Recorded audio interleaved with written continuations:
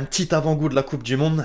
L'équipe, j'espère que vous allez bien aujourd'hui. Nouveau ActuFoot, on est déjà mercredi, le week-end est passé et on n'a pas fait le point sur l'actualité des 5 grands championnats européens et notamment la Ligue 1. Pourtant, dès ce soir, vous l'avez à l'écran, c'est le groupe du Paris Saint-Germain qui va affronter Nice. Verratti est de retour de blessure, Sergio Ramos absent. Même chose, sans surprise pour Neymar, la malédiction continue. Le club a fait un point médical après Saint-PSG et oui, une indisponibilité de 6 à 8 semaines est à prévoir. Ce qui veut dire qu'il va falloir composer sans lui. Hier, j'ai maté le Light Football Club sur Canal+, et 2-11 sur lesquels Pochettino est susceptible de trancher ont été proposés. Un 5-3-2 avec Presco, Ramos et Marquis derrière, ou alors un 4-3-3, Di Maria à gauche, Mbappé dans l'axe et Messi à droite devant. Les Parisiens, dites-moi un peu quelles sont vos préférences. J'en profite, tenez, puisque c'est le moment pour vous rappeler que vous avez 100 € offerts sur votre premier pari Betclic avec le code LEXCITY. Les codes sont intéressantes, il y a des opportunités à saisir. Faut bien sûr être majeur, faites attention, il y a vraiment des risques. Quant à OneFootball, oui, il s'agit toujours de l'application numéro 1 sur toute l'actualité du ballon rond qui sponsorise cette série. En plus, totalement gratuite et dispo dans la description. Tant qu'à faire les amis, je compte vraiment sur vous. Hier, vous étiez archi chaud sur la vidéo Ballon d'Or. Je compte sur vous pour faire de même, vous êtes incroyable. Merci vraiment à ceux qui continueront à le faire. Faisons le rapprochement quand même avec ce sur quoi j'ai entamé cette vidéo. Ces images spectaculaires du stade d'Al Bayt de Doha qui a reçu la cérémonie d'ouverture de la FIFA Arab Cup. Vous avez bien entendu, Coupe arabe de la FIFA. Une compétition qui se déroule pour la 10e fois de son histoire, mais la première fois sous l'égide de la FIFA. Vous l'avez compris, elle se déroule au Qatar et pour le festival d'ouverture, on a eu le droit à un sacré show. Des projections, le drapeau, plein de couleurs. Enfin bref, voilà pourquoi je disais qu'on pouvait se faire une petite idée de ce qui nous attend dans à peu près un an maintenant. La Coupe du Monde 2022. J'ai hâte, même si bon, faut pas mettre de côté le fait que ce qu'on a abordé dernièrement, les droits de l'homme n'ont pas vraiment été respectés, même pas du tout. D'ici là, il peut encore se passer pas mal de choses, un boycott notamment. On tape dans le dur, comme d'habitude, pour faire une petite rétrospective sous forme de revue de presse des différents résultats en Angleterre pour commencer. Hier, la Première Ligue se poursuivait avec le club le plus riche du monde qui recevait Norwich sur son terrain. Les deux équipes n'ont pas réussi à se départager. Décidément, Newcastle n'y arrive pas. Le mercato va être très important. Avant ça, ce week-end, pour le compte de la 13e journée, un choc avait lieu. Chelsea-Manchester United, pareil, qui n'a pas donné de vainqueur. Carrick, qui avait décidé de ne pas titulariser Ronaldo, s'en est plutôt bien sorti. Le héros, entre guillemets, de cette soirée se nomme Jadon Sancho, qui après avoir enfin ouvert son compteur de but sous les couleurs mancuniennes a marqué le seul et unique but de son équipe. Demain, les Red Devils vont devoir se mesurer à l'autre club de Londres, Arsenal, et ce sera malheureusement sans lui, Ralf Rangnick, qui vient de débarquer sur le banc. Le technicien allemand n'a pas encore tous ses papiers officiels pour pouvoir officier. Néanmoins, intéressons-nous à lui. Il a lâché ses premiers mots, s'est montré plutôt optimiste et a surtout évoqué le mercato. Dernièrement, on parlait du rôle majeur qu'il a eu dans le transfert d'Haaland du côté de Salzbourg en 2019. Ça peut être la même chose ici, mais la presse anglaise s'est plutôt attardée sur un autre dossier sur lequel des discussions devraient avoir lieu. Piochi, le nouveau boss, va bel et bien tenter de le convaincre de rester. Pour le rappel, le contrat de Pogba prendra fin en juin prochain. Affaire à suivre. Concernant les autres affiches, Everton n'a pas su aller chercher un résultat du côté de Brentford. Guardiola et les siens ont eu des difficultés face à la surprise de ce début de saison. West Ham, mais la victoire est là. Tandis que Liverpool a ajouté une démonstration de plus, 4-0 face à Southampton. Jürgen Klopp peut se vanter d'avoir un certain Jota, je sais pas comment on prononce, dans son effectif. Le Portugais s'est à nouveau illustré à 2 reprises. Au classement, les Citizens font donc pression sur les Blues. Un petit point les sépare. Idem pour les Reds, West Ham et Arsenal complètent le top 5. Un podium se profile déjà. Franchement, je m'en fous, mais carrément. J'essaie déjà de me concentrer sur moi-même et mon jeu où c'est compliqué déjà. Et je vous laisse à vous juger ses performances et son jeu à lui.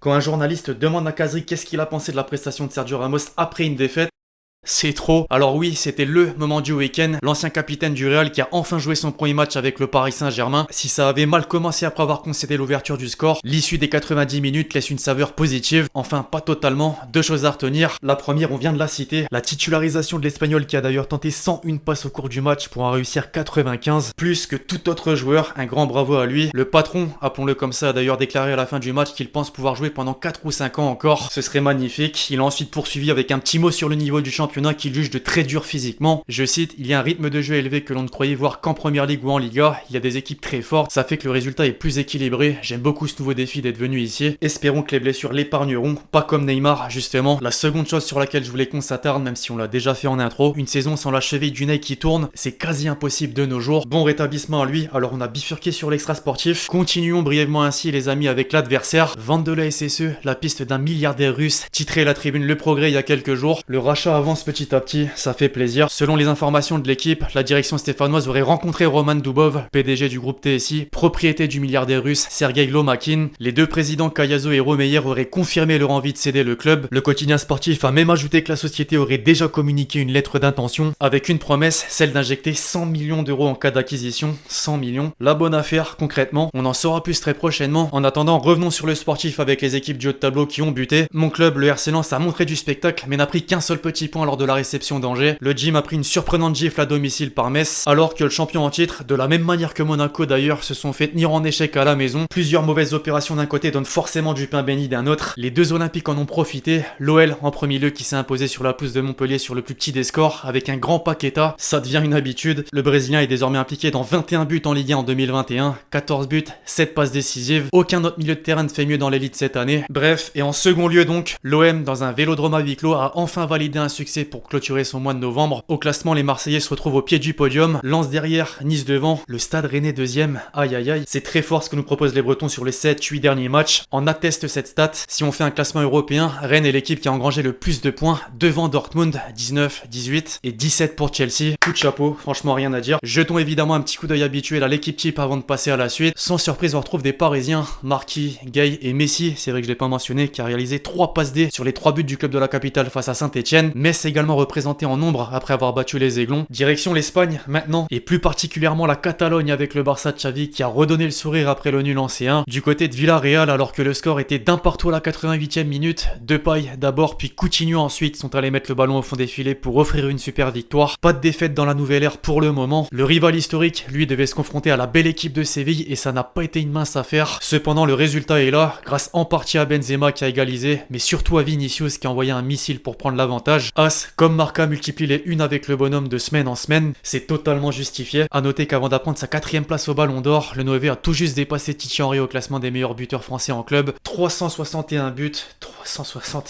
bordel. À ce stade de la Liga donc, Madrid caragole en tête avec 4 points d'avance sur son voisin et Barcelone 7ème. Dans la continuité en Italie, Naples est en pleine échappée en référence au titre du Corriere dello Sport. Les Napolitains se sont baladés face à la Lazio 4-0 avec un doublé de Mertens. Pendant ce temps, le dauphin milanais perdait à San Siro contre Sassuolo. 3 points séparent dorénavant les deux équipes. Et attention derrière, l'Inter, quant à elle, recolle à son ennemi grâce à sa victoire sur le terrain de Venise. Sinon, en dehors de ça, samedi dernier, l'Atalanta, avec Zapata à la réalisation, s'offrait la décevante Juventus qui stagne dans le ventre mou. Heureusement, ce résultat des hommes d'Allegri s'est vite fait oublier, entre guillemets, hier. Les Blancs et Noirs ont été victorieux face à Salernitana et Dybala y est pour beaucoup. La Joya a ouvert le score avant de voir Morata faire le break. Il y a encore du travail malgré tout. Et pas que sur le rectangle vert d'ailleurs. En parallèle, une sale affaire est venue s'intercaler dans les rangs du club dernièrement. Le parquet de Turin a ouvert une enquête après que des soupçons de transfert douteux comprenant commission d'agents et montants excessifs sont apparus. Parmi les principales personnes concernées figurent le président Agnelli, le vice-président Nedved et l'ancien responsable du secteur sportif Fabio Paratici. Sont également évoquées des clauses secrètes dans le deal Ronaldo et d'autres clubs du championnat sont visés, Naples notamment dans le transfert d'Osimhen. Pour l'instant c'est pas très clair, j'avoue. On aura plus de détails d'ici peu, d'autant que la Juventus va donner sa version. Bouclons la boucle les amis, sportivement évidemment, en Allemagne un cyborg a fait son retour et ne s'est pas fait attendre. Il a à peine fallu attendre 8 minutes après son entrée en jeu avec Dortmund pour le voir claquer son but. Haaland, quel joueur. La Bundesliga tient toujours ses promesses. Le Bayern a gagné, certes, mais n'a qu'un point de plus au compteur. Suspense, suspense. Je pensais en avoir terminé. Non, le Ballon d'Or 2021 continue de faire réagir. Ce matin, aux Pays-Bas, des Sport Virel faisait un constat à répétition depuis lundi avec Messi au premier plan. Et une question, pourquoi encore lui? Les avis des différents acteurs footballistiques s'arrêtent pas et vont pas forcément dans son sens. Müller, par exemple, qui n'a pas été surpris en citant Ribéry en 2013 tout en défendant le foot allemand. Le Barça est prévenu en Ligue des Champions. Le président de la Fédération Française de Football est évidemment déçu de la position du Noévé qui méritait un podium, même si Messi est inégalable. Après Benzema et Lewandowski, Ronaldo en personne s'est placé dans les débats. Il a liké une publication d'un fan argumentant pourquoi le Portugais méritait la distinction et surtout pourquoi Messi ne la méritait pas. La réponse qui va de soi en dessous. Les faits, il a dit. Enfin, le rédacteur en chef de France Football, Pascal Ferré, s'est entretenu avec un média allemand et quelques déclarations sont à retenir, notamment son choix qui portait sur Lewandowski, bien que Messi le méritait tout autant. Pour 2020, par contre, il s'affirme pas. Sans élection, impossible de savoir si le Polonais aurait été numéro 1.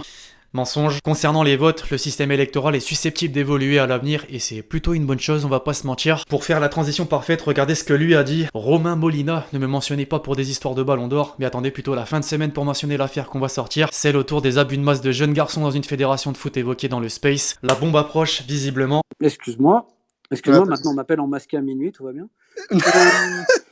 Donc bref, numéro masqué, bon bref. Petit rappel des faits en aparté, le célèbre journaliste indépendant faisait indirectement comprendre récemment que Ferland Mendy était l'international français qui avait mis des coups de poing et coups de pied à une fille après lui avoir montré son sexe. C'est très très grave, mais s'en est surtout suivi un space sur Twitter dans lequel il a révélé de sombres histoires concernant des clubs de foot, des fédérations françaises en l'occurrence. Bon, faisons dans l'ordre, par exemple sur le PSG, c'est la débandade en interne, tous les gars autour de Nasser sont en train de se barrer et Leonardo il est détesté. À ça, pour le club parisien s'ajoute un parallèle avec l'affaire OMVA, le fameux match truqué. Il y aurait des similitudes en termes d'impact sur le foot français. Rien n'est posé sur la table clairement, mais ça va certainement pas tarder. En atteste ses propos lors de mon dernier live. La FFF ira se faire foutre. Tout le monde va sauter. Je sais ce que je fais. Et le truc, c'est que bizarrement dans la foulée, regardez qui balance un communiqué en annonçant le renforcement de son action en faveur de la protection de ces 2 millions de licenciés, dont 1 million de jeunes de moins de 18 ans. La FFF. Et pour ceux qui se posent encore quelques questions concernant cette personne, Romain Molina, il a terminé en disant ceci: toutes ces affaires que je sors, c'est un combat général. J'en ferai mon héritage. Je gagne entre 1000 et 1400 euros brut par mois, je m'en fous, je fais sortir tout ça car c'est le but de ma vie. Très très bientôt on réagira à ce qui va être dit.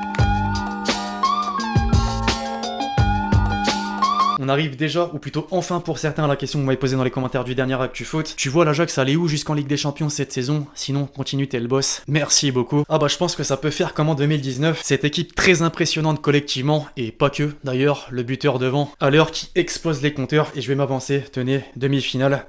Y a moyen. Second poteau, Pavard.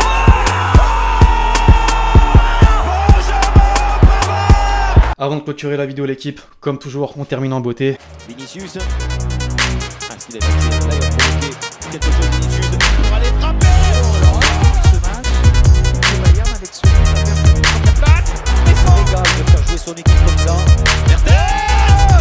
C'est un match qui a pesé pour le titre, pour ces Milanais. Le but temporise la tête de l'Ast. Et donc ça sera plus dans le pied pour le 10e but de la saison. Le phénomène est de retour, mesdames, messieurs. Bref, voilà l'équipe, c'est tout pour l'actu foot du jour. J'espère que vous l'avez kiffé. Je compte sur vous, si c'est le cas, pour lâcher votre meilleur pouce bleu, très important. Pensez à lâcher votre question et votre commentaire pour le prochain épisode. Puis d'ici là, on se retrouve très vite sur la chaîne pour de nouvelles vidéos. C'était Lexti. Ciao, ciao.